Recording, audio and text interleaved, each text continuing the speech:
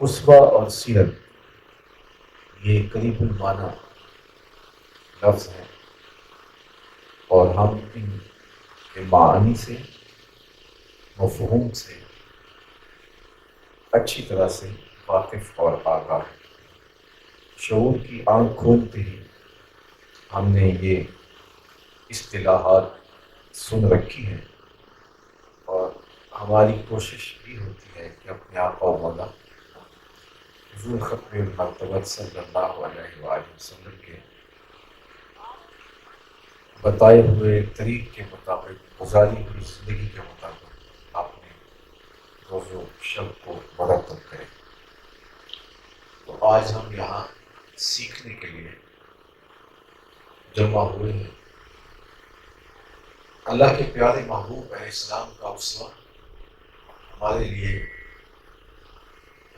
نمونہ بھی ہے، اور دنیا اور آخرت کی بہتری کا ضامن بھی ہے۔ کسی شخص کی سیرت کو، اسوہ کو سمجھنے کے لیے اس کے قریب ترین لوگوں سے پوچھنا ہوتا ہے، کیونکہ سیرت کا لفظ کسی بھی شخص کی حقیقی اور اصلی حالت کے لیے بولا جاتا ہے۔ ایک شخص گاہک سے ہنس ہنس کے بات کر رہا ہے تو اس سے یہ اندازہ لگانا مشکل ہے کہ وہ بہت خوش اخلاق ہے۔ یہ اس کی کاروباری مجبوری ہو سکتی ہے۔ الیکشن کے دنوں میں ووٹ مانگنے والے جس نرم انداز اور خوبصورت لہجے میں مخاطبت کرتے ہیں، تو اس سے یہ دھوکہ نہیں کھانا چاہیے کہ یہ ان کی حقیقی حالت اور ان کی اصلی سیرت ہے۔ الیکشن جیتنے کے بعد ان سے ملاقات کر کے اندازہ کیا جا سکتا ہے، اور اگر یہ حالت ان کی اس کے بعد بھی وہی ہے تو پھر آپ طے کر سکتے ہیں کہ ہاں یہ شخص بڑا خلیق ہے، ملنسار ہے۔ کہ سیرت کسی بھی شخص کی حقیقی اور اصلی حالت کو کہا جاتا ہے۔ قرآن مجید میں اسی معنی میں اس لفظ کو استعمال کیا گیا۔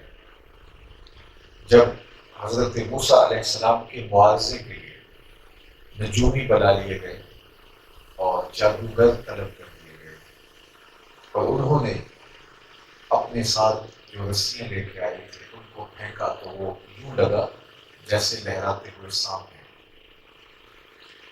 تو حضرت موسیٰ علیہ السلام سے کہا گیا کہ آپ اپنا عصا پھینک دیجیے۔ انہوں نے جب اپنا عصا ڈالا تو وہ اژدہا بن گیا، اور جتنی پھینکی ہوئی رسیاں تھیں سب کو نگل گیا۔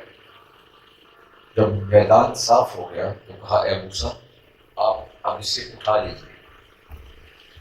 تو وہاں جو قرآن نے لفظ استعمال کیے وہ یہ ہے سَنُعِيدُهَا سِيرَتَهَا الْأُولَىٰ۔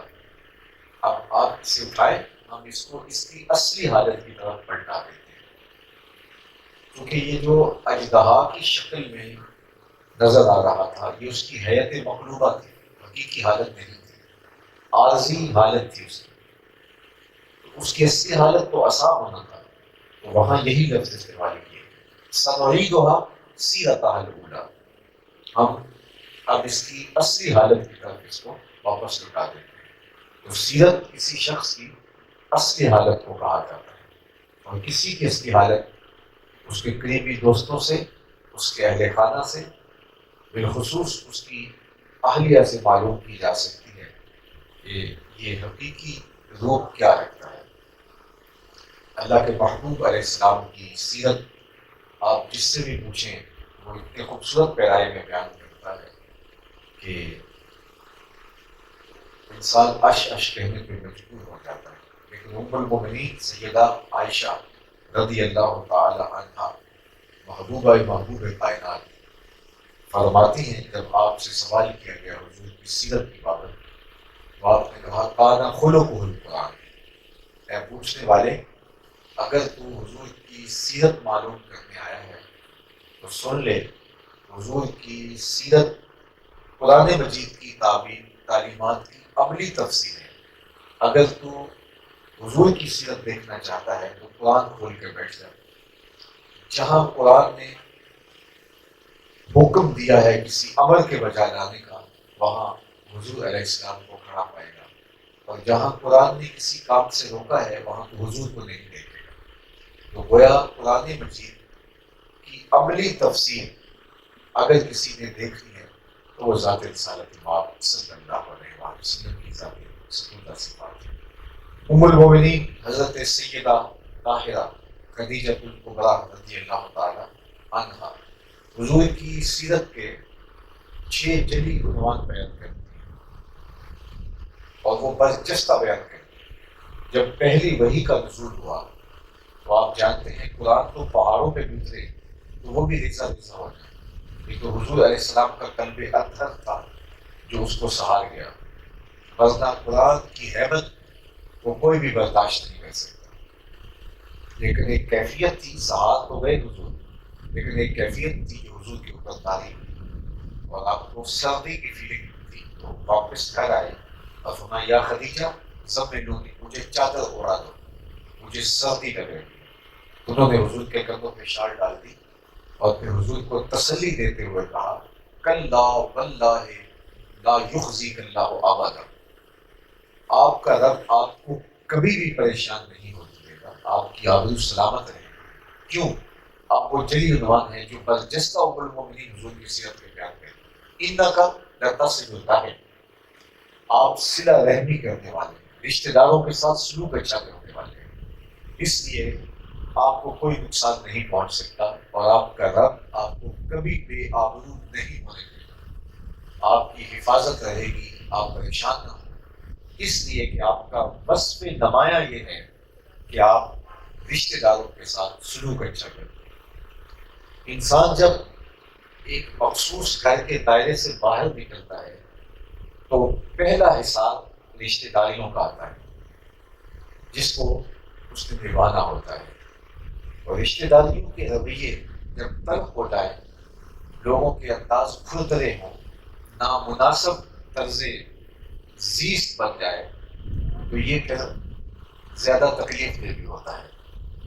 لیکن ہمیں حضور علیہ السلام کی سیرت کا مطالعہ کرنا ہوگا، رشتہ داروں کے ساتھ جو سلوک حضور علیہ السلام نے کیا، ان کے نامناسب رویوں کے باوجود وہ تاریخ کا ایک خوبصورت بات ہے۔ آقا کریم کی راہوں میں جو کانٹے بکھیرتی تھی، باقاعدہ جنگلوں سے لکڑیاں کاٹ کے کانٹے دار لا کے حضور علیہ السلام کے راہوں میں بکھیر دیتی تھی، ان میں جبھی رشتے میں چچی لگتی تھی۔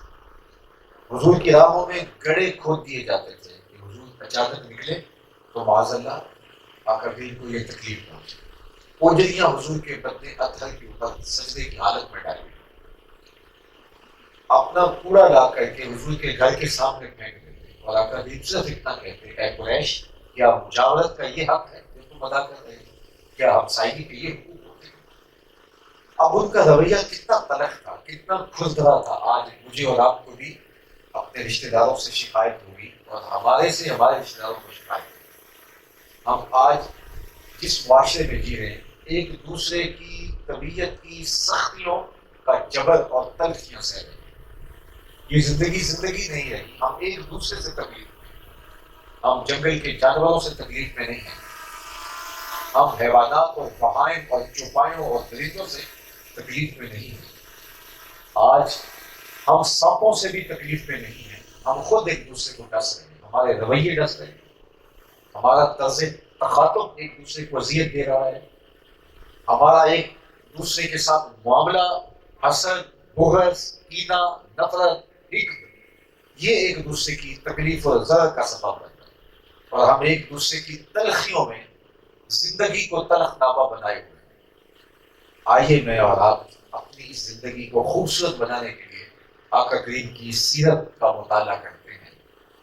خاندان کے لوگوں کے تلخ رویے اور نامناسب باتوں کے باوجود میں اور آپ اگر اندازہ کریں، ہمارے کسی رشتہ دار نے ہماری راہوں میں عملاً کانٹے نہیں بکھیرے، کسی نے ہماری گلی میں آ کے عملاً گڑھا نہیں کھودا، کسی نے اپنا کوڑا ہمارے گھر کے آگے نہیں پھینکا، لیکن وہاں یہ سب کچھ ہوا، لیکن اللہ کے محبوب پھر بھی صحابہ کو یہی تلقین کرتے تھے، سل من قاطع کا، واط من حرم کا، واف عن من ظلم کا، جو تجھے محروم رکھے تو اس کی جھولیاں بھر دے، جو تیرے سے تعلق توڑے تو صلہ رحمی کر، اور جو تیرے پہ زیادتی کرے، ظلم کرے تو اسے معاف کر دے۔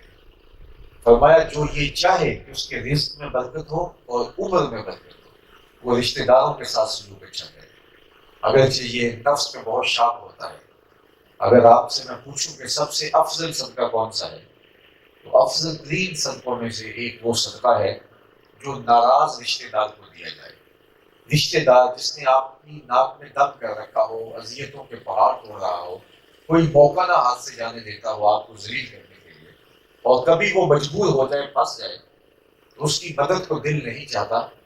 دل تو یہی چاہتا ہے کہ اب یہ سانپ کا سال پاؤں تلے آیا ہے، اس کو کچل دیا جائے، لیکن جب وہ فقر و فاقے میں، غربت میں، مجبوری میں آئے، تو اس کو جو صدقہ دیا جائے وہ بہترین صدقہ کہلاتا ہے، اس لیے کہ اس کار خیر میں، نیکی کے اس کام میں نفس شامل نہیں ہوتا، نفس تو اس کی مخالفت کرتا ہے۔ تو جب آپ ناراض رشتہ دار کو صدقہ دے رہے ہیں تو آپ اپنے نفس کو بھی پیچھے کر رہے ہیں اور محض اللہ کی رضا کے لیے ایسا کر رہے ہیں۔ تو افضل صدقہ ناراض رشتہ دار کو صدقہ کرنا ہے، جب وہ مجبور ہو جائے اور ضرورت مند ہو تو آپ اس کی ضرورت کریں۔ آپ کو یہ بھی لگے کہ یہ دوبارہ اپنے پاؤں پہ کھڑا ہو گیا، دوبارہ سٹینڈ ہو گیا، تو پھر بھی مجھے اذیت پہنچائے گا، لیکن اس کے بلکتے ہوئے بھوک میں بچے اور وہ مجبور ہے، لاچار ہے، آپ کی کسی طرح کی بھی مدد چاہیے تو آپ اس کی مدد ضرور کریں، اس لیے کہ یہ وہ صدقہ ہے جس میں نفس شامل کسی صورت میں نہیں ہوتا۔ تو جو رشتہ داروں کے رویے ہوں، اللہ کے محبوب علیہ السلام کا ہمارے نام پیغام ہے کہ ان کے تلخ رویوں کے باوجود ان سے معاملہ اچھا کیا جائے۔ اور میں آپ کو بتاؤں کہ اللہ کے محبوب علیہ السلام جب خود فاتح بن کے مکہ میں داخل ہوئے تو جنہوں نے کوڑے پھینکے تھے، اوجریاں ڈالی تھی، گڑھے کھودے تھے، اذیتیں پہنچائی تھی، یہ تھر تھر کانپ رہے تھے۔ 10,000 کا لشکر دے کے حضور داخل ہوئے، اور اتنے دن یہ تھا کہ آج گردنیں اتریں گی۔ خیر آقا نے سب کو بلایا اور بلا کے کہا بتاؤ میں تمہارے ساتھ کیا سلوک کروں۔ تو انہوں نے کہا آپ قریب باپ کے قریب بیٹے ہیں اور ہمیں آپ سے خیر کی توقع ہے، اور انہیں یہ تھا کہ گردنیں اترنے سے بچ جائے، باقی ہمیں شہر بدل تو کیا ہی جائے گا، لیکن ان کی آنکھیں پھٹی کی پھٹی رہ گئی اور وہ حیرتوں کے مجسمے بن گئے جب آقا کریم نے فرمایا اذهبوا انتم الطلقاء، جاؤ آج میں تم سب کو معاف کرتا ہوں، تم سب کو آزاد کرتا ہوں، کسی سے کوئی مواخذہ نہیں ہوگا۔ آج میں تمہیں وہی کہتا ہوں جو جناب یوسف علیہ السلام نے اپنے بھائیوں سے کہا تھا۔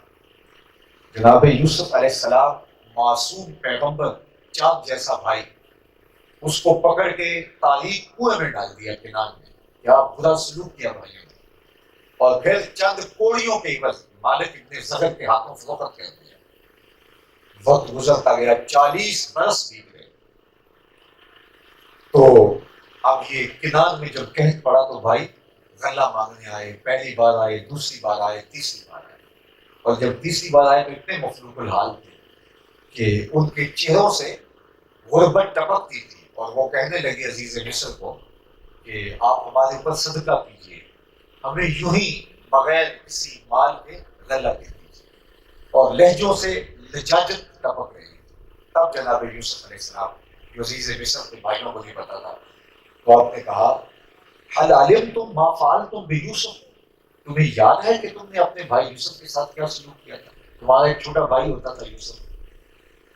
تو یہ حیرت میں ڈوب گئے کہ یہ تو 40 سال پرانی کہانی ہے، یوسف بھولی بسی داستان بن گئی، اور واقعہ کنان کا یہ عزیز مصر ہمارے گھر کے معاملے کو کیسے جانتا ہے؟ ان کا ذہن بڑی تیزی سے جنبش کرنے لگا اور معصوم یوسف کے خط و خال تصور میں گھومنے لگے، اور پھر جب وہ عزیز مصر کے چہرے کو دیکھتے ہیں تو انہیں لگا کہ یہ تو مشابہت ہے، یہ خط و خال انہی خط و خال سے ملتے جلتے ہیں۔ تو قالوا اعینک لعنت یوسف، آپ تو یوسف نہیں کہیں۔ اللہ اکبر، یہ عجیب ان کے لہجے کی طرف لکنت بھی تھی، خوف بھی تھا اور حیرت بھی تھی، کئی چیزیں ملی جلی تھی۔ ذرا ان لفظوں سے اس کی معنویت کی طرف آپ جا، اعینک لعنت یوسف، آپ یوسف ہیں؟ تو جناب یوسف نے فرمایا قال انا یوسف، ہاں میں یوسف، اور یہ میرے بھائی ہیں، اور اللہ نے ہمارے اوپر کرم کیا ہے۔ جو صبر کرتا ہے اور اللہ سے ڈرتا ہے اللہ تعالیٰ اس کو سیدھا اور اجر عطا کرے. اب حضرت یوسف علیہ السلام نے کچھ نہ کہتے، پردہ گراتے اور واپس چلے جاتے. یہ انتظار کی سولی پہ لٹکتے رہتے کہ نہ جانے ہمارے ساتھ اب کیا ہونے والا ہے. تو یہ انتظار ہی اتنا ہیجان انگیز ہوتا کہ ان کی جان لے سکتا تھا. لیکن کریموں کے انداز اپنے ہوتے ہیں. حضرت یوسف علیہ السلام نے فرمایا لا تثریب علیکم اليوم، بے فکر ہو جاؤ، تمہارے اوپر کوئی مواخذہ نہیں ہے. اب ان کا رویہ کیا تھا بھائیوں کا، اور کس طرح دھکے مارے تھے، منہ پہ تماچے مارے تھے، اور چار جیسے بھائی کو کنویں میں پھینک دیا تھا. اور کہاں جناب یوسف کے وزیر مصر بن کے بیٹھے ہیں. تو انہوں نے جو سلوک کیا وہ بھی تاریخ کا باب ہے. دونوں تاریخیں محفوظ ہیں، برادران یوسف کی تاریخ بھی محفوظ ہے اور جناب یوسف کی تاریخ بھی محفوظ ہے. تاریخیں ختم نہیں ہوتی، باقی رہتی ہیں، بسط نہیں ہوتی. آج میں اور آپ جو تاریخ رقم کر رہے ہیں، ہمارے رشتہ دار ہمارے ساتھ جو سلوک کر رہے ہیں، یا ہم برے ہیں تو ہم سلوک کر رہے ہیں، تو یہ بھی تاریخ میں موجود رہے گا. اور جو اس کے مقابلے کے اندر اچھائی کا سلوک کیا جا رہا ہے، تاریخ اس کو بھی فراموش نہیں کرے. یہ وقت ہے تلخی کا، مصیبت کا، گزر جائے گا. مالک ابن زغر کی قید میں اور مصر کے بازاروں میں بکنا، پھر عزیز مصر کی قید میں ایک طویل عرصہ کاٹنا، پھر محال کی ریشمی سازشوں کا مقابلہ کرنا، یہ کوئی مشکل آسان مرحلے تو نہیں تھے جناب. اور جو سلوک کیا تھا بھائیوں نے، اس کی تلخیاں دل پہ، اور باپ رو رو کے آنکھیں سفید کر بیٹھے، باپ کی جدائی الگ، یہ کتنا دردناک ہوتا تھا. لیکن پھر اللہ نے ساری مصیبتیں دور کی اور کہا کہ یہ میری قمیض لے جاؤ اور جا کے میرے باپ کی آنکھوں پہ رکھو، ان کی آنکھوں پہ روشنی کرائے. اللہ اکبر. حضرت یعقوب علیہ السلام پھر آئے واپس اور مصر پہنچے تو 11 ستارے اور چاند سورج جب سجدہ ریز کرتے، تو یہ 40 سال کی پرانی کہانی تھی. تو جناب یوسف بولے یا ابت ھذا تعبیر رؤیا من قبل، میرے والد گرامی یہ ہے اس خواب کی تعبیر جو میں نے 40 سال پہلے دیکھا تھا. تو مشقتیں تو ختم ہو گئیں، لیکن اچھا رویہ زمانہ آج بھی یاد کرتا ہے. میرے اور آپ کے آقا مولا نے ہمیں یہی سکھایا ہے. اور قرآن یہ قصہ کہانی نہیں ہے یوسف اور برادران یوسف کی، یہ ہماری تعلیم کے لیے، ہماری تربیت کے لیے اللہ نے نازل کیا ہے کہ گلی گلی برادران یوسف ہوں گے، کوچے کوچے کے اندر رشتہ داروں کی تلخیاں لوگوں کو گوارا کرنی پڑے گی، ایک دوسرے کے جبر سہنے پڑیں گے. لیکن کیا تمہارا رویہ ہوتا ہے، یہ دیکھنا ہوتا ہے. اور یہ ہے اعلیٰ اقدار کی علامت اور پاکیزہ انفاس کا جو ہے وہ رویہ. فرمایا انک لتصل الرحم، آپ پریشان نہیں ہو، آپ کا رب آپ کو کبھی بھی تنہا نہیں چھوڑے گا، اس لیے کہ آپ صلہ رحمی کرتے، لوگوں کے ساتھ رویہ اچھا کرتا. میں آج ایک روایت پڑھ رہا تھا کہ جو جوانی میں کسی بوڑھے کے ساتھ حسن سلوک کرتا ہے، ذی شیبہ جو بوڑھا ہو گیا، اس کے ساتھ حسن سلوک کرتا ہے، اپنی جوانی میں سڑک پار کروا دی، مشکل کے وقت کام آ گیا، وہ اپنا اس کا عزیز ہے یا کوئی جو اپنی جوانی میں کسی بوڑھے کے ساتھ حسن سلوک کرتا ہے، جب وہ بوڑھا ہوتا ہے اللہ اس کے لیے کسی کو مقرر فرما دیتا ہے. جو ہم رسوا ہوتے ہیں تو ہم جب طاقت میں تھے، ہم جب صلاحیت رکھتے تھے، تو ہم نے کسی کے ساتھ سلوک اچھا نہیں کیا تو پھر اس کا بھگتنا پڑتا ہے. فرمایا انک لتصل الرحم، یہ حضور کا وصف نامہ ہے. دوسرا فرض، حضور کا اسوہ انور، سیرت مبارکہ کتنی کھلی کشادہ اور کس قدر جو ہے وہ ہماری زندگی کے رویوں کے ساتھ اور معاملات کے ساتھ جڑی ہوئی. دوسرا وصف ام المومنین نے بیان کیا وَتَحْمِلُ الْكَلَّةَ، جس کا کوئی بوجھ اٹھانے والا نہیں، اس کا بوجھ آپ اٹھاتے ہیں. اللہ اکبر. اور تیسرا فرمایا وَتَقْسِمُ الْمَعْدُومَ، جس کا کوئی کمانے والا نہیں، اس کی ضرورت کو آپ پورا کرتے ہیں. یتامیٰ ہیں، مساکین ہیں، اراملہ ہیں، غربا ہیں، بے وبا ہے، مفلوق الحال ہے، کثیر العیال ہے، جن کا کوئی پرسان حال نہیں ہے. حضور آپ ان کی ضرورت کو پورا کرتے ہیں. یہ دو وصف جڑے ہوئے ہیں، قریب المعنی ہے. تحمل الکلہ و تقسم المعدوم، جس کا کوئی بوجھ اٹھانے والا نہیں، اس کا بوجھ آپ اٹھا لیتے ہیں. جس کا کوئی کمائی کرنے والا نہیں، اس کی ضرورت کے لیے آپ کماتے ہیں. یہ خود غرضی ہمارے میں ہے کہ ہم صرف خود اپنے لیے جی رہے ہوتے ہیں. پہلے امیر بننا، پھر امیر سے امیر تر بننا، پھر امیر ترین بننا، اس دوڑے میں آگے سے آگے جا رہے ہو. جبکہ آپ نے درختوں کو بھی نہیں دیکھا ہوگا کہ وہ اپنے پھل کو کھاتے ہیں، وہ اوروں کو ڈالتے ہیں۔ جانوروں کو نہیں دیکھا ہوگا کہ وہ اپنا دودھ خود پیتے ہوں، وہ اوروں کے لیے ڈالتے ہیں۔ یہ اشجار اپنے سائے میں کبھی خود نہیں بیٹھے، خود دھوپ میں جلستے ہیں، اپنے سائے میں بیٹھنے والوں کو آسودگی دیتے ہیں۔ انسان خود غرض ہو جاتا ہے، اور جب وہ خود غرض ہو جائے تو وہ اس کا اپنا ہی پیٹ نہیں بھرتا، اس کی ہوس ہی ختم نہیں ہوتی۔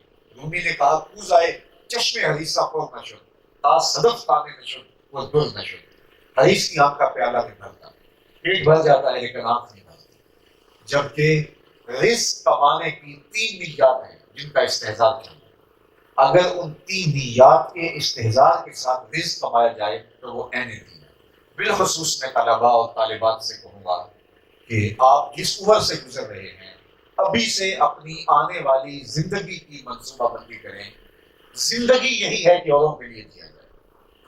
خود غرضی کی زندگی اپنی خوشیاں چھین لیتی ہے اور مار دیتی ہے بندے کو اندر سے۔ 3 نیتیں ہیں رزق کمانے کی، ظاہر رزق ہماری ضرورت ہے لیکن اس کی نیتیں 3 ہیں جن کا استحضار ہو اور رزق حلال ہو تو عین دین ہے۔ سب سے پہلی نیت، اپنے آپ کو سوال کی ذلت سے بچانے کے لیے رزق کمایا جائے۔ میری اور آپ کی ضرورتیں ہمارے ساتھ جڑی ہیں، اگر نہیں کمائیں گے تو کسی کے آگے ہاتھ پھیلائیں گے۔ شریعت نے اس سے منع کیا ہے ہاتھ پھیلانے سے۔ اپنی ضرورتوں کو خود پورا کرو، مزدوری کرو، کاروبار کرو، ملازمت کرو، کھیتی باڑی کرو، اپنی ضرورتوں کو خود پورا کرنے کے لیے رزق کمایا جاتا ہے۔ یہ پہلا مقصد ہے رزق کمانے کا۔ دوسری نیت جس کا استحضار، اپنے ساتھ زیر کفالت لوگوں کی ضرورت کو پورا کرنا۔ بچے ہیں، بیوی ہے، بوڑھے ماں باپ ہو سکتے ہیں، چھوٹے بہن بھائی ہو سکتے ہیں، ان کی ضرورت کو پورا کرنا۔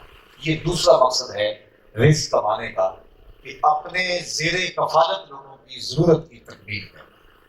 تیسرا مقصد رزق کمانے کا یہ ہے کہ اللہ مجھے میری اور میرے اہل و عیال زیر کفالت لوگوں کی ضرورت سے زیادہ دے دے تو میں معاشرے کے ان لوگوں کی ضرورت کو پورا کروں گا جو کسی وجہ سے اپنی ضرورت کو پورا نہیں کر پا رہے، غریب ہیں، بیوہ ہیں، یتیمہ ہیں، کثیر العیال ہیں، مفلوق الحال ہیں، بیمار ہیں، اپاہج ہیں، میں ان کی ضرورت کو پورا کروں۔ صرف یہ 3 نیت۔ چوتھی نیت، اپنی زندگی میں کبھی نہ آنے دیں، میں اپنی برادری میں نمایاں ہو جاؤں، میں شہرت کروں، امیر لوگوں کی فہرست میں چلا جاؤں۔ ان 3 نیتوں کے استحضار کے ساتھ جو رزق کمایا جائے، وہ مزدوری ہے، وہ تجارت ہے، وہ زراعت ہے، وہ کاروبار ہے، وہ ملازمت ہے، وہ کچھ بھی ہے، دیانت کے ساتھ وہ کمایا جائے، رزق حلال کمایا جائے، عین دین ہے۔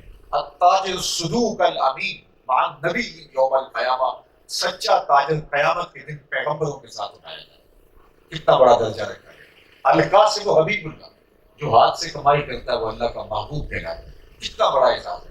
اللہ کے محبوب فرماتے ہیں انا حبیب اللہ، میں اللہ کا حبیب ہوں۔ اور دوسری جانب حضور کی زبان سے ہی اس شخص کے لیے حبیب اللہ کے لفظ ادا ہوئے جو ہاتھ سے کمائی کرتا ہے اور محنت کرتا ہے۔ لیکن ان 3 نیتوں کے استحضار کے ساتھ زندگی اگر یہی گھومے گی تو زندگی گزارنے کا مزہ آئے گا، لیکن اگر زندگی خود غرضی سے ملوث ہو گئی تو زندگی تلخ بن جائے گی۔ اور آج پورا معاشرہ تلخی میں مبتلا ہے۔ اس کی ایک وجہ خود غرضی کا جو مرض ہمیں لاحق ہو گیا ہے، اس وجہ سے بہت کچھ میسر ہونے کے باوجود بھی ہم مطمئن نہیں۔ آج سے 30-40 سال پیچھے چلے جائیں، لوگوں کے پاس اتنا کچھ ہوتا ہی نہیں تھا جو آج لوگوں کے پاس ہے۔ نہ یہ گاڑیاں تھیں، نہ یہ ریل پیر تھی، یا دولت کے انبار تھے، نہ عالی شان یوں مکانات اور گھر اور کوٹھیاں اور بنگلے، کچھ بھی نہیں تھا۔ لیکن لوگ مطمئن تھے اس لیے کہ خود غرضی بہت کم تھی، اور یہ اور بھی دولت جمع کر لیں لیکن اگر خود غرضی کا علاج نہیں ہوا تو اطمینان کبھی نہیں ہوگا۔ بلکہ میں تو کہا کرتا ہوں کہ آج کے لوگ پرانے دور کے بادشاہوں کی طرح زندگی گزارتے ہیں، بلکہ ان سے بہتر گزارتے ہیں۔ پرانے بادشاہوں کے محلات میں نے مختلف جگہوں پہ دیکھے ہیں، تو آج ہمارے گھر ان سے زیادہ آسودہ ہیں۔ وہ اگر ان کے پاس بڑی سواری تھی تو ہاتھی پہ سوار ہو جاتے ہوں گے، گھوڑا سواری تھا، بڑا نسلی گھوڑا بھی ہو، تو آج کی عالی شان اور آرام دہ گاڑیوں کا مقابلہ تو نہیں کر سکتا۔ ان کو تو یہ میسر نہیں تھا، ان کی زندگی میں وہ کچھ نہیں تھا جو ہماری زندگی میں۔ لیکن ہم مطمئن نہیں۔ ہمارا عدم اطمینان کیا ہے؟ ہم ناخوش اس لیے ہیں کہ دوسرا کیوں خوش ہے۔ ہماری پریشانی یہ نہیں ہے کہ یہ ہمارے پاس نہیں، ہماری پریشانی یہ ہے کہ یہ فلاں چیز ہمارے رشتے دار کے پاس نہیں ہے۔ ہماری پریشانی کا سبب دوسرے ہیں. اگر خود غرضی ہماری زندگی سے نکل جائے تو زندگی تلخ نہ رہے, زندگی خوبصورت رہے. یہ اللہ کی نعمت ہے. اس دنیا کی زندگی کو بھی جنت بنانا ہے, تبھی آخرت کی دنیا جنت میں. لیکن اگر ہم نے اس دنیا کی زندگی کو دوسروں کے لیے جہنم بنا کے رکھا اور خود سمجھتے ہیں کہ ہم جنت میں چلے جائیں, تو یہ خیال است و محال است. لوگوں کے لیے آسانیاں پیدا کرو, لوگوں کے لیے راحتیں پیدا کرو. ہر ممکن کوشش کرو کہ ہمارے وجود کی وجہ سے کسی کو معمولی تکلیف بھی نہ پہنچے. مسلمان کی تعریف کیا کی گئی ہے؟ جو نمازیں زیادہ پڑھتا ہے, جس کے سجدے زیادہ ہیں, قیام رکوع زیادہ ہے, جو تسبیحات زیادہ کرتا ہے, عمرہ یا حج زیادہ کرتا ہے. نہیں, مسلمان کی تعریف یہ کی گئی ہے, المسلم من سلم المسلمون من لسانہ و یدہ. مسلمان وہ ہے جس کے ہاتھ اور زبان سے دوسرا مسلمان محفوظ ہے. اور ہم تو ایک دوسرے کے لیے سینوں کے اندر اتنا دوست پالے ہوئے ہیں اور پھر زبان سے اس کا ظہور بھی ہوتا رہتا ہے, تو پھر ہمارا اسلام کیسا ہے؟ جنت کا جو نقشہ اللہ نے بیان فرمایا ہے, ویسے ہمارے تو خطبہ جو ہی جنت پہ آتے ہیں اور نقشہ بیان کرنے نکلتے ہیں تو سب سے پہلے سیدھا پہلی اترن ان کی جو ہے, پہلی فلائٹ اترتی ہے تو وہ حور کا ہی نقشہ بیان کرتے ہیں. میں انکار نہیں کرتا, جنت میں اللہ تعالیٰ نے جو ہے وہ ایک نعمت یہ رکھی ہے, لیکن جنت کے اور نقشے بھی اللہ نے بیان فرمائے. ان میں سے ایک نقشہ جنت کا میں آپ کے سامنے لکھنا چاہوں گا, جو میرے رب نے بیان کیا. لا یسمعون فیہا لغوا ولا تأثیما. جنت وہ عالی مرتبت مقام ہے جہاں آپ کو ایسی بات سننے کو بھی نہیں ملے گی جو آپ کی طبع پر گرا ہو. یعنی ایسا پاکیزہ مقام ہے اور وہاں اتنی خوبصورت زندگی ہوگی. لا یسمعون فیہا لغوا ولا تأثیما. لغو چیز آپ کو, جس کو بےہودہ کہا جا سکتا ہے, جو طبیعت پہ گرا ہو, جو سماعتوں کے سکل کا ذریعہ ہو, جنت میں آپ کو نہیں ملے گا. ہم تو جنریٹر لگا کے خود کمرے بند کر کے سو جاتے ہیں, بجلی نہیں ہے, اور ہمسائے کے گھر کی کھڑکیاں بھی نہیں ہیں, اور وہ تکلیف برداشت تو کر رہا ہے لوڈ شیڈنگ کی, اور ساتھ وہ آپ کے جنریٹر کی آواز کا شور بھی برداشت کرنے پہ مجبور ہے, اور آپ کتنے چین سے سوئے ہوئے ہیں. کیسے آپ کو نیند آئی اگر انسانیت کا جوہر اندر موجود ہے؟ جنت کا نقشہ ہے لا یسمعون فیہا لغوا ولا تأثیما. اس دنیا کو جنت بنانا پڑے گا, اور مسلمان کی تعریف یہ کی گئی ہے, المسلم من سلم المسلمون من لسانہ و یدہ. مسلمان ہوتا ہی وہ ہے جس کے ہاتھ سے, جس کی زبان سے دوسرے مسلمان محفوظ. بالخصوص ہمسائے کے بارے میں تو اتنے حق بیان کیے گئے کہ آقا کریم علیہ السلام نے فرمایا کہ جبریل نے اتنی تاکیدات کی ہیں مجھے ہمسائے کے حوالے سے کہ مجھے لگا کہیں وراثت میں حقدار نہ ٹھہرا دیا جائے. اور آپ بتائیں کہ جو ہمسایہ ہے وہ صرف ساتھ والی دیوار والا نہیں, 40 گھروں تک ہمسائے ہوتی ہے. اور اگر ہم ہمسایوں کو اذیت دینے سے بچ جائیں تو یہ معاشرہ جنت بنے گا. لیکن ہم اپنے گھر کا کوڑا جو ہے وہ نکال کے دوسرے گھر کے آگے پھینک دیتے ہیں. یہ تو قریش مکہ کیا کرتے تھے, تو ہم اس نبی کے ماننے والے کیسے ہیں؟ ہم نے 5 فٹ 10 فٹ کی گلی ہے, اس میں 3 فٹ کا تھڑا بنایا ہوا ہے, اور گزرنے والوں کو تکلیف ہوتی ہے. ہمارا 10 مرلے کا 5 مرلے کا ایک کنال کا گھر ہے, اور گھر میں ہر چیز ہم نے ڈیزائن کی ہے, بڑے کھلے کھلے واش روم بھی بنائے ہیں. یہ 3 سیڑھیاں اندر کرنے کی جگہ ہمارے پاس نہیں ہے, اور ہم گزرنے والوں کو تکلیف پہنچائیں گے, اور ہم سمجھتے ہیں کہ یہ ہمارا استحقاق ہے. یہ استحقاق نہیں تھا ہمارا, یہ دھوس ہے, یہ دھاندلی ہے, یہ زیادتی ہے, یہ حقوق العباد کی تلافی ہے. یہ راستے کو روکنا ہے, منع کیا گیا. اماطۃ الاذی عن الطریق. میرے حضور نے تو اپنے صحابہ کو حکم دیا کہ راستے میں گری پڑی چیز جو ہے اس کو اٹھا دینا, یہ بھی دیکھیے.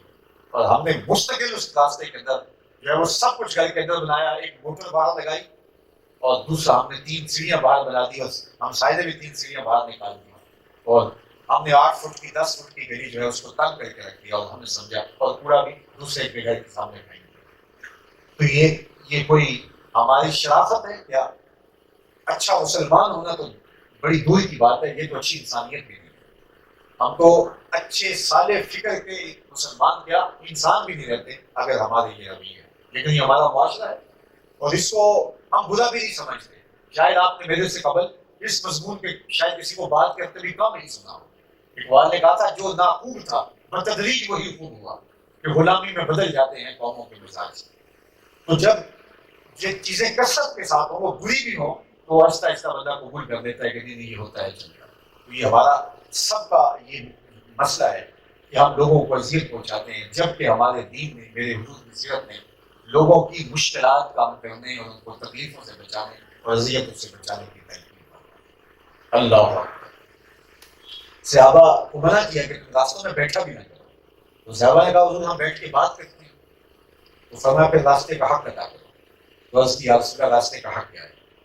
فرمایا راستے کا حق یہ ہے امر بالمعروف نہی عن المنکر، اور کسی بھولے ہوئے شخص کو راستہ دکھانا۔ اللہ اکبر۔ بات لمبی ہو رہی ہے، چوتھا وصف حضور کا بیان کیا ام المؤمنین نے، وَاتَّقِ الضَّيْفَ، آپ اونچے درجے کے مہمان نواز ہیں، اس لیے آپ کا رب آپ کو پریشان نہیں ہونے دے گا۔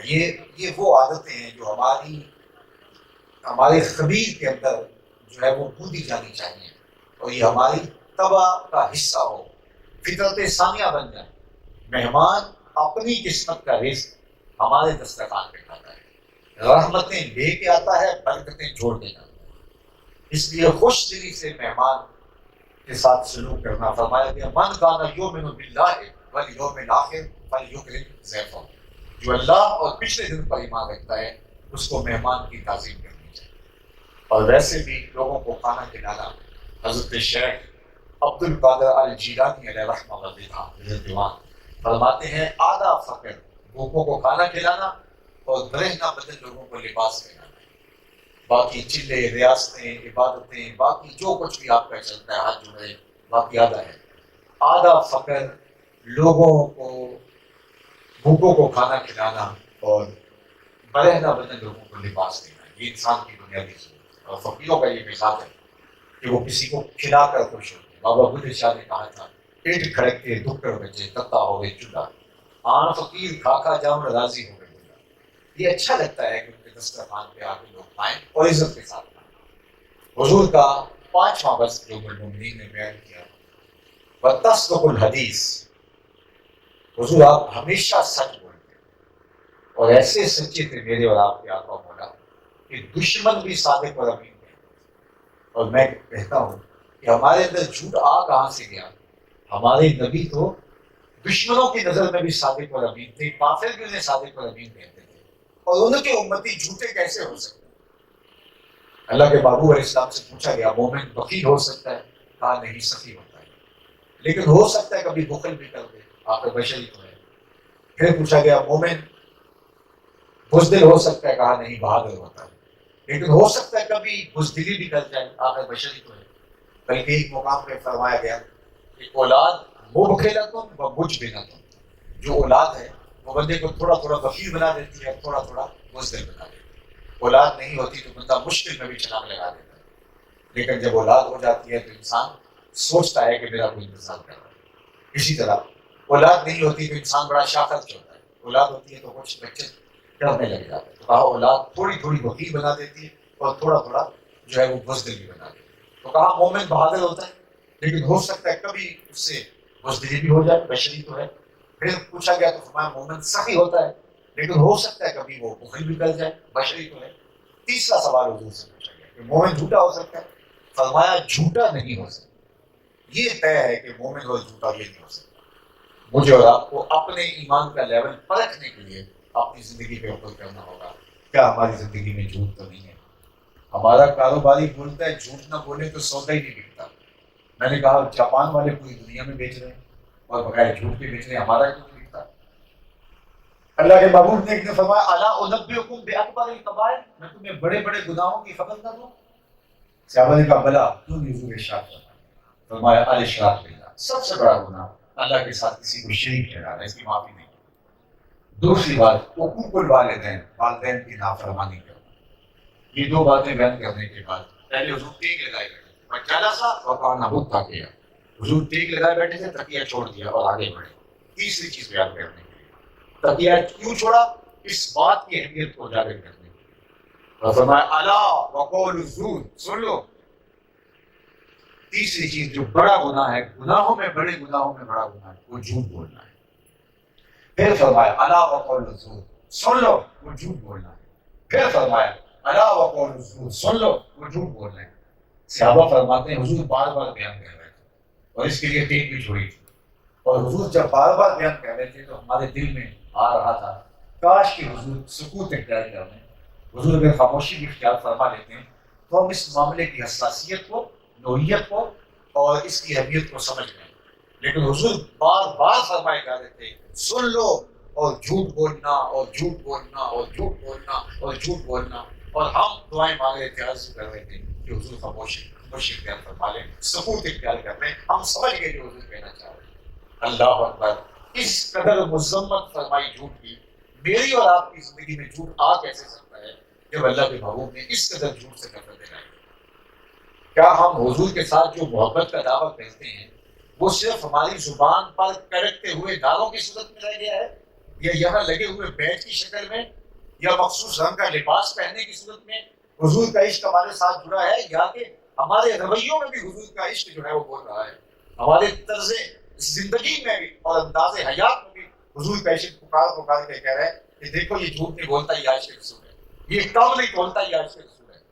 کیا ہم نے اپنے عشق رسول کا پیمانہ جو ہے وہ صرف زبان کے نعروں اور چند کلمات اور الفاظ اور دعوے پر موقوف کر دیا، یا ہمارا عمل دلیل فراہم کرے گا کہ واقعی ہم عاشق رسول ہیں؟ تو عاشق رسول ہونا، مسلمان ہونا، یہ ایک بہت بڑا دعویٰ ہے۔ بعد میں کہا تھا چبی گوئے مسلمانم بلرزم کہ دانم مشکلات لا الہ، جب میں کہتا ہوں مسلمان ہوں تو کانپ جاتا ہوں کہ میں لا الہ الا اللہ کے تنازع ہو جاتا ہوں۔ جب لا الہ الا اللہ کہہ لیا پھر تو اتنی ذمہ داریاں کندھوں پہ آن پڑتی ہیں کہ انسان ان سے ہوتا بڑا ہونے کے لیے اپنی زندگی لگا دے، اور ہماری زندگی ابھی اتنا سفر نہیں کر سکی بچپن سے لے کر اب تک کہ ہم جھوٹ چھوڑ دیں۔ باقی ہم سب کچھ ہیں، ہم دنیا کی سب سے بڑی قوم بننا چاہتے ہیں، سب سے اونچی معیشت لے کے جانا چاہتے ہیں، سیاسی استحکام چاہتے ہیں، پاکستان کو جو ہے وہ ٹائگر بنانا چاہتے ہیں، ایشیا کا بہت کچھ ہم چاہتے ہیں، سب کچھ چاہنے کے باوجود جھوٹ چھوڑنا نہیں ہم چاہتے۔ تو پھر کر لو جو کرنا ہے، کچھ بھی نہیں ہوگا۔ یہ اخلاقی کمی جس کو دین بھی جس کی نفی کرتا ہے اور پوری دنیا جس کی نفی کرتی ہے، وہ ہم چھوڑنے کے لیے تیار نہیں ہیں۔ اور سنو اللہ کے محبوب کا فرمان، فرمائے جب کوئی شخص جھوٹ بولتا ہے تو اس کے منہ سے بدبو نکلتی ہے جو عام لوگ تو نہیں سن پاتے، لیکن اللہ کے نورانی فرشتے جو رحمت لے کے آ رہے ہوتے ہیں وہ اس کو سن پاتے ہیں، اور اس کے تعفن اور عفونت کی وجہ سے وہ ایک میل پیچھے ہٹ جاتا ہے، ایک میل پیچھے چلے جاتا ہے۔ جو رحمت کا پارسل لے کے ہمارے گھر آ رہے تھے، جو رحمت کی ڈلیوری دینے آ رہے تھے ہمارے گھر، بدبو کی وجہ سے ایک میل حضور نے ارشاد فرمایا پیچھے ہٹ گئے۔ اب جس گھر میں باپ بھی جھوٹ بولے، ماں بھی جھوٹ بولے، بیٹیاں بھی جھوٹ بولے، بھائی بھی جھوٹ بولے، اس گھر سے تو بدبو کے بھگو کے اٹھ رہے ہوں گے۔ تو فرشتے تو کئی میل دور پیچھے کھڑے ہیں۔ اب رحمت کی ڈلیوری جنہوں نے لے کے آنی تھی وہ پارسل لیے شہر سے باہر گئے، وہ قریب آ نہیں پا رہے اس بدبو کی وجہ سے، اور ہمارے گھر میں نحوستوں کا لیول بڑھ گیا رحمت نہ پہنچنے کی وجہ سے۔ تو ہم نے سمجھا کسی نے تعویذ ڈال دیے، کسی نے جادو کر دیا، کسی نے بندش کر دی، پھر بھاگے عاملوں کے پاس، اور عامل تو ٹھیا لگائے بیٹھے اسی کام کے لیے تھا۔ اس نے کہا تو وقت پہ آ گیا ہے، ورنہ یہ تعویذ چل جانے پہ تیرا کک نہیں کرنا تھا۔ اب تجھے کالا بکرا لانا پڑے گا، اور 16 بدھ آنا پڑے گا، 17 مغل آنا پڑے گا۔ اس نے آپ کو ایک پورا جو ہے وہ ایک جو ہے وہ لانا دے دیا، اور اس عامل جس کو غسل کا طریقہ بھی نہیں آتا، وہ منحوس شخص آپ کے گھر کی نحوست نکالنے کے لیے بیٹھ گیا۔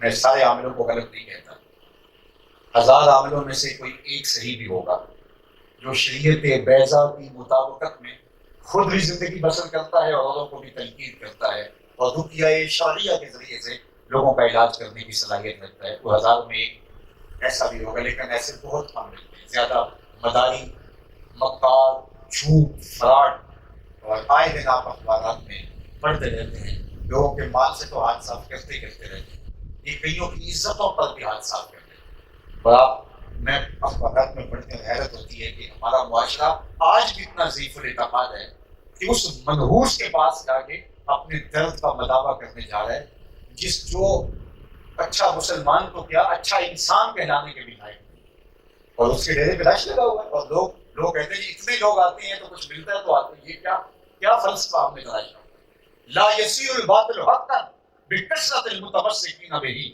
اگر کسی جاہل کے ڈیرے پہ ہجوم ہو جائے تو وہ ہجوم اس بات کی دلیل نہیں ہوتا کہ وہ حق ہوتا ہے۔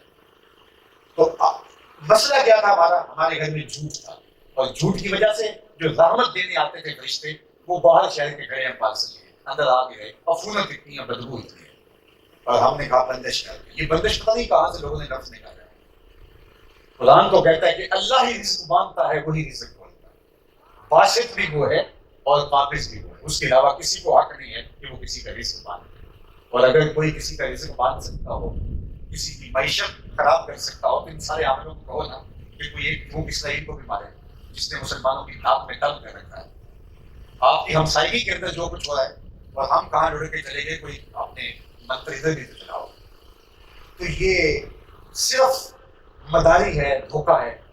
اور نحوست کیا ہے کہ یہ سمجھ میں نہیں آتی کہ ہم کن جالوں کے ہتھے کھڑے ہیں، ان کے سامنے اپنی قیمتیں پیش کر رہے ہیں. کیوں؟ اس لیے جھوٹ کی وجہ سے نحوست نے ایسی ڈھلائی اور رحمت کے رشتے ہم سے. تو فرمایا وَتَصْدُقُ الْحَدِيث، آپ ہمیشہ سچ بولتے ہیں. اور سنو حضور کا سچ. جب صنادید قریش کو حضور نے بلا کے جبل صفا پہ کہا، لوگوں اگر میں کہوں کہ اس پہاڑ کی دوسری جانب سے ایک لشکر آ رہا ہے جو تمہیں طاقت و تاراج کر دے گا، تم میری بات مان لو گے؟ تو انہوں نے کہا کہ ہم چڑھ کے دیکھیں گے، اگر نظر آیا فبیہا، نظر نہ بھی آیا تو ہم کہیں گے ہم اندھے ہیں، آپ سچے. اس قدر آپ کی صداقت. اور امانت دیکھیے، حضور کو قتل کرنے کا، معاذ اللہ شہید کرنے کا منصوبہ دار نظروں میں بیٹھ کے کافر تیار کرتے ہیں، اور ہر خاندان کا ایک ایک فرد لیتے ہیں اور طے کرتے ہیں کہ اگر بنو ہاشم اٹھ کھڑے ہوئے تو سارے قبیلوں کے ساتھ تو لڑ نہیں سکیں، اور اگر خون بہا کی باری آئی تو مل کے دیکھیں گے. لہٰذا سب قبیلوں کو جمع کر کے حضور کے گھر کا گھیراؤ کر دیا. لیکن تاریخ کا یہ انوکھا باب ہے کہ اس وقت بھی ان کی امانتیں حضور کے گھر میں پڑی جو حضور کو قتل کرنے کے در پہ. اور آقا کریم نے حضرت علی المرتضیٰ رضی اللہ تعالیٰ عنہ کو بستر پہ لٹایا، علی تم میرے بستر پہ لیٹ جاؤ، رزق ہے کتنا بڑا. لیکن کہا کہ صبح اٹھنا اور ان کی امانتیں لینا اور تم بھی مدینے چلے آنا. یعنی جو جان کے دشمن ہیں ان کی امانتیں ضائع نہیں ہونے دے رہے، اور ان کو بھی یقین ہے کچھ بھی ہو جائے ہماری امانتیں ضائع نہیں ہوگی. اس پاکیزہ ذات کو محمد عربی کہتے ہیں. کروڑوں درود اور لاکھوں سلام مصطفیٰ جان رحمت صلی اللہ علیہ وسلم پر، کہ جن کی زندگی ہمارے لیے روشنیوں کا بھی نعرہ نور ہے اور جو اجالوں کے نتیب ہیں. دنیا کو جینا سکھا کے گئے. لوگوں اگر جینا چاہتے ہو، زندگی گزارنا چاہتے ہو، لقد کان لکم فی رسول اللہ اسوۃ حسنہ، تمہارے لیے بہترین ماڈل نمونہ اگر ہے تو وہ ذات رسالت مآب صلی اللہ علیہ وسلم. ہم تو کسی سے تھوڑی سی ناراضگی ہو جائے اس کا حق غصب کرنا اپنا حق سمجھتے ہیں، لیکن یہ قتل کے در پہ ہیں. گھیرا کیا ہوا ہے حضور کے گھر کا، لیکن کہا علی تم میرے بستر پہ لیٹ جاؤ. یہ جو قتل کی نیت سے آئے ہیں، میری زندگی کے چراغ ہو جانے آئے ہیں، ان کی امانتیں واپس کر کے تم مدینے کوئی لاؤ تو صحیح آمنہ کے لال جیسا. اللہ نے وہ سیرت، وہ کمال، وہ زندگی اللہ نے اپنے محبوب کو دی. اور آخری بات جو المومنین نے کہی وہ یہ تھی وَتُعِينُ عَلَىٰ نَوَائِبِ الْحَقِّ. جب حق کے راستے میں کوئی شخص کھڑا ہوتا ہے تو اس کے ساتھ کوئی کھڑا ہو نہ ہو، میں نے دیکھا کہ حضور اس کے ساتھ آپ کھڑے دکھائیں. سچائی کے ساتھ کھڑا ہونا یہ شریف لوگوں کی علامت ہوتی ہے. آج تو ہماری شرافتیں نہ جانے کہاں چلی گئی. ہمیں پتہ ہے یہ قاتل ہے اور ہم اس کے ساتھ انکوائری پہ جا رہے ہیں تاکہ جو ہے وہ طاقت شو کی جائے. ہمارے استادوں سے بات ہوئی کسی کی، تو اس نے کہا جی آپ مفتی صاحب کیا کریں، برادری بھی کوئی چیز ہوتی ہے. انہوں نے کہا دین بھی کوئی چیز ہوتا ہے، اخلاقیات بھی کوئی چیز ہوتی ہے. یہ تو پوری انکوائری پہ چلے گئے نا. سنو اللہ کا محبوب کا فرمان. اللہ کے محبوب نے ارشاد فرمایا کہ جس نے کسی شخص کے قتل میں آدھے جملے سے مدد کی، پورا جملہ بھی نہیں بولا، آدھے جملے سے، نصف جملے سے کسی کے قتل میں مدد کی، کل قیامت کے دن جب وہ آئے گا تو اس کی دو آنکھوں کے درمیان لکھا ہوگا آئس من رحمت اللہ. لوگوں یہ ہے وہ شخص جو آج اللہ کی رحمتوں سے مایوس ہے. اس کو آج کچھ نہیں ملے گا اللہ کی رحمت سے. یہ کون شخص ہے؟ جس نے کسی شخص کے قتل میں صرف آدھے جملے سے مدد کی. تو میں اور آپ اپنی زندگی دیکھیں، ہمیں حق کے ساتھ ہی کھڑا ہونا ہوگا، چاہے اس کی کوئی قیمت دینی پڑے. ظاہر حق کی قیمت کو دینا پڑے گی، اور ہم تو ہر ایک کو جب ہم خوش رکھنا چاہیں گے تو پھر خوش تو کوئی نہیں رہتا. اگر سارے خوش بھی ہو گئے تو رب ناراض ہو جائے گا. ہماری ترجیح اللہ کو راضی کرنا ہے. تو حضور کی مبارک سیرت کے صرف یہ 6 پہلو ہم سب سے پہلے اپنی زندگی میں اتاریں. میں بالخصوص کہوں گا یہ عمر جو آپ کی ہے بچوں کی اور ہماری بیٹیوں بہنوں کی، سید علی المرتضیٰ رضی اللہ تعالیٰ عنہ کے قول کے مطابق بہترین عمر ہے. یہ نظریات کی پختگی کی اور جو ہے وہ اندر کی مضبوطی. لہذا آج سے ہی آپ یہ ارادہ کر کے اٹھیں کہ ہم نے اپنی زندگی کے اندر یہ 6 بس ضرور پیدا کرنے ہیں. یہ ایک اچھے انسان کے اور اچھے مسلمان کے بس میں. سب سے پہلا بس انک لتصل الرحم، صلہ رحمی کرنا. دوسرا بس تحمل الکل، جس کا کوئی بوجھ اٹھانے والا نہیں اس کا بوجھ اٹھانا. آپ کو تو آج بڑے مواقع ملتے ہیں. تیسرا بس وتکسب المعدوم، جس کا کوئی کمائی کرنے والا نہیں اس کی ضرورت میں پوری کروں گا. اور چوتھا بس وتقر الضیف، مہمان نوازی کرنا. اور پانچواں بس کے نمایاں تصدق الحدیث، ہمیشہ سچ بولنا. اور چھٹا بس وتعین علی نوائب الحق، حق کے ساتھ ہی کھڑا ہونا چاہے اس کی کوئی بھی قیمت دینی پڑے. اللہ جل شانہ آپ کو اور مجھے عمل کی توفیق عطا فرمائے.